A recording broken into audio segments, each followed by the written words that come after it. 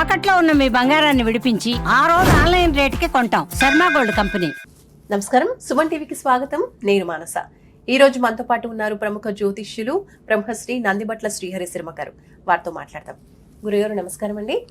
వాగర్థావివ సంపృక్తౌ వాగర్థ ప్రతిపత్తయే జగతః పితరౌ వందే పార్వతీ పరమేశ్వరౌ. ఆదిత్యాయ చ సోమాయ మంగళాయ బుధాయ చ గురుశుక్రశనిభ్యశ్చ రాహవే కేతవే నమః. శృంగేరి జగద్గురు పీఠాధిపతులకి, కంచి పీఠాధిపతులకి నమస్కారములు తెలియజేసుకుంటూ కార్యక్రమాన్ని ప్రారంభిద్దాం.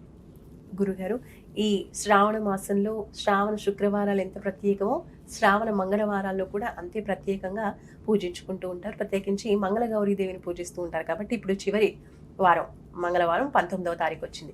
మరి ఈ చివరి మంగళవారం యొక్క విశిష్టత గురించి, ఆ రోజు పాటించవలసిన పూజా విధానం, మంగళగౌరీదేవిని ఏ విధంగా స్తుతించాలి అనే విషయాలు తెలుసుకోవాలనుకుంటున్నాం గురుగారు.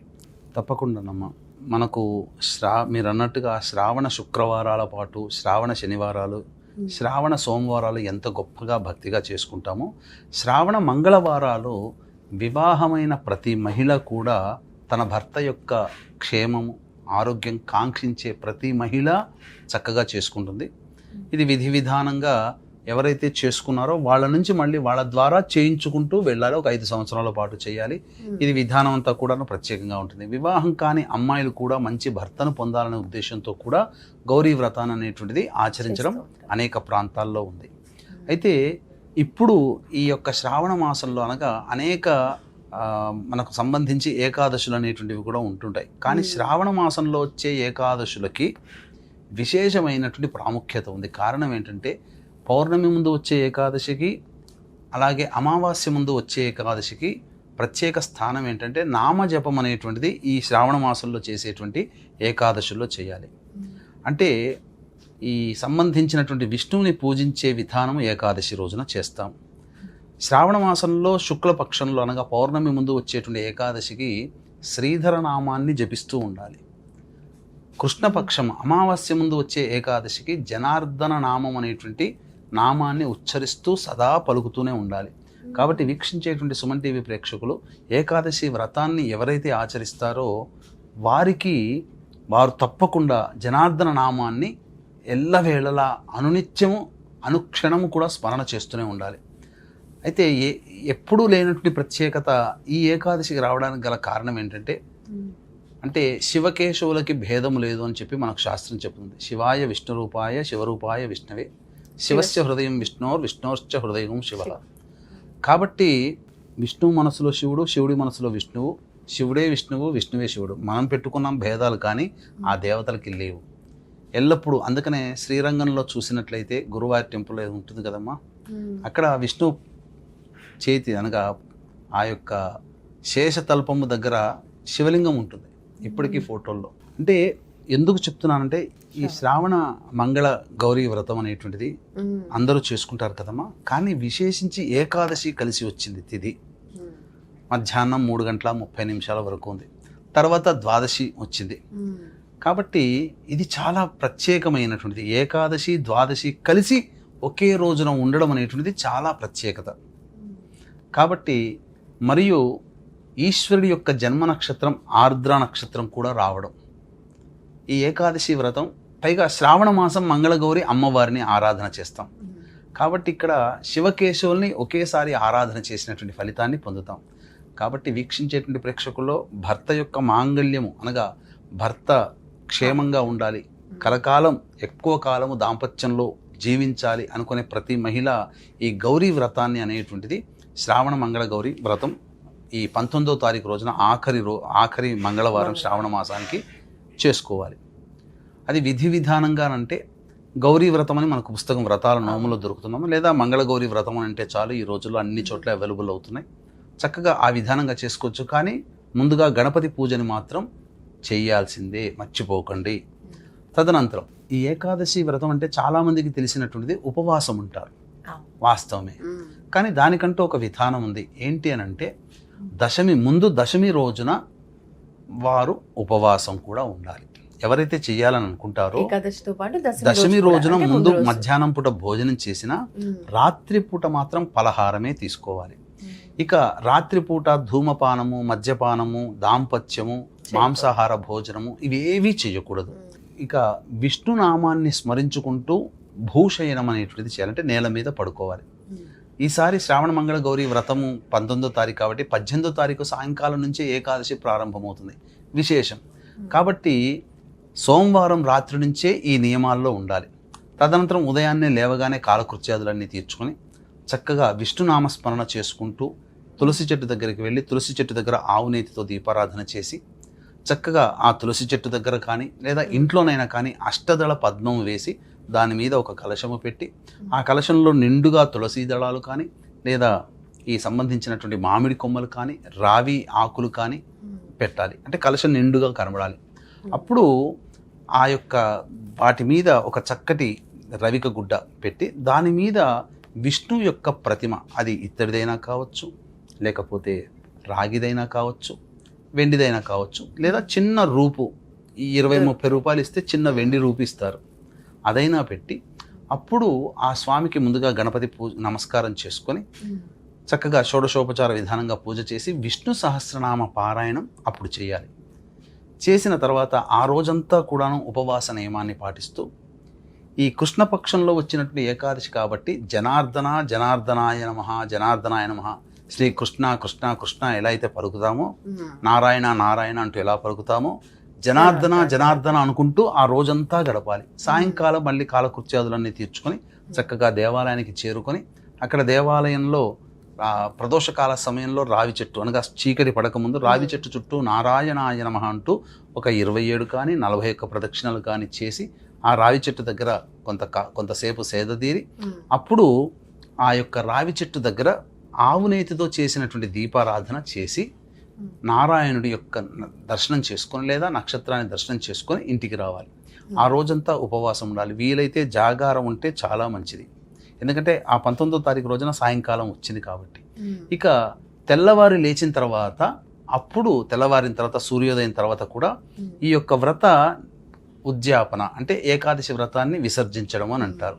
ఆ విసర్జించడం అనేది కూడా చేయాలి. అయితే వీక్షించేటువంటి ప్రేక్షకులకి గమనిక, మోక్షాన్ని ఇచ్చేటువంటి వాడు నారాయణుడు కాబట్టి చక్కగా ఆ నారాయణుడు మోక్షాన్ని ఇస్తాడు కాబట్టి మోక్షాన్ని పొందని ఆత్మలు ఉన్నప్పుడు మన కుటుంబంలో అది పితృదోషంగా చెప్పబడి ఉంటుంది.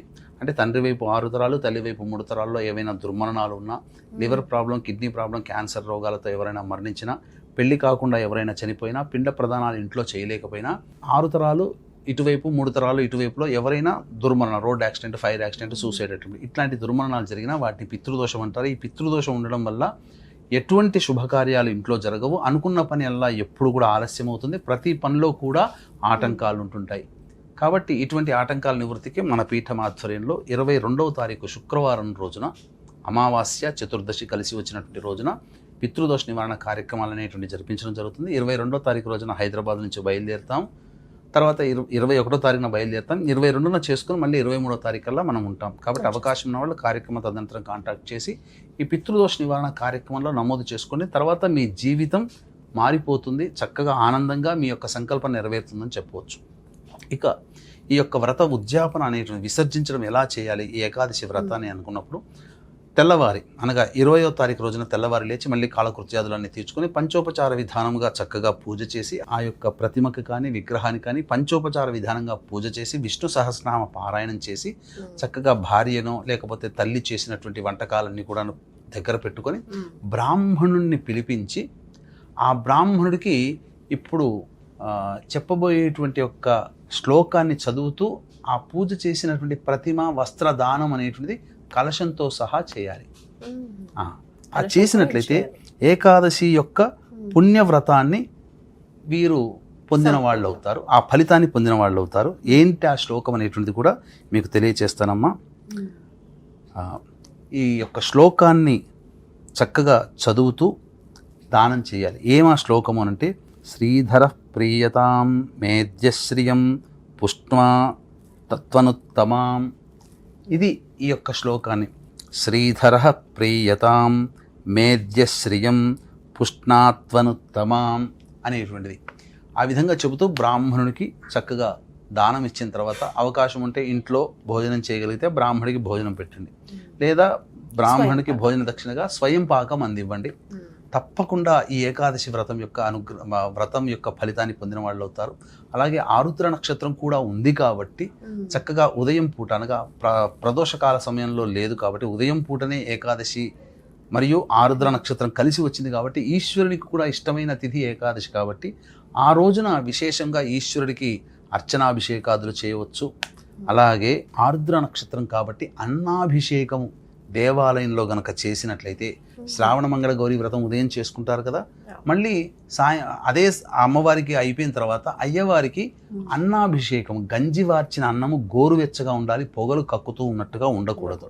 గోరువెచ్చగా ఉన్నటువంటి అన్నాన్ని అలా శివాయ నమః అంటూ చేసుకుంటే ఎంతటి గొప్పదైనటువంటి పదవి లభిస్తుంది, సంకల్పం నెరవేరుతుందంటే ఆ యొక్క వ్యక్తికి కలిగే అదృష్టాన్ని మాటలలో వర్ణించలేమని శివపురాణంలో చెప్పబడి ఉంది. ఈశ్వరునికి ఇష్టమైనటువంటి అన్నాభిషేకము, ఆ ఉన్నటువంటి అన్నాన్ని దేవాలయంకి వచ్చే భక్తులకి పంచవచ్చు. అలాగే చక్కగా ఇంట్లోనైనా కానీ నైవేద్యంగా తీసుకోవచ్చు, ప్రసాదంగా తీసుకోవచ్చు. ఇది చాలా పరమేశ్వరునికి చాలా ఇష్టమైనటువంటి కొన్ని శైవ క్షేత్రాలలో ఆ గర్భాలయం మొత్తం కూడా అన్నముతో నిండిపోతుంది. ఇక వచ్చినటువంటి భక్తులకు అందరికీ కూడా అదే ఆ ఈశ్వరునికి అభిషేకం చేసిన అన్నాన్ని ప్రసాదంగా ఇస్తారు. కాబట్టి ఇంతటి గొప్పదైనటువంటి ఏకాదశి ఈ శ్రావణ మాసంలో చాలా గొప్పది. మళ్ళీ రాదండి. ఈశ్వరుని ఈ విధంగా అర్చించుకోండి, విష్ణునామస్మరణ చేసుకుంటూ ఏకాదశి వ్రతాన్ని ఆచరించండి. పెళ్లి కాని అమ్మాయిలు, పెళ్ళైన యువతులు, మహిళలు భర్త యొక్క క్షేమం కోరి మంగళగౌరి వ్రతాన్ని ఆచరించవచ్చు, తప్పులేదు. చక్కగా చేసుకోండి, ఆనందంగా జీవించండి. గురుగారు, ఇక్కడ మరొక చిన్న సందేహం.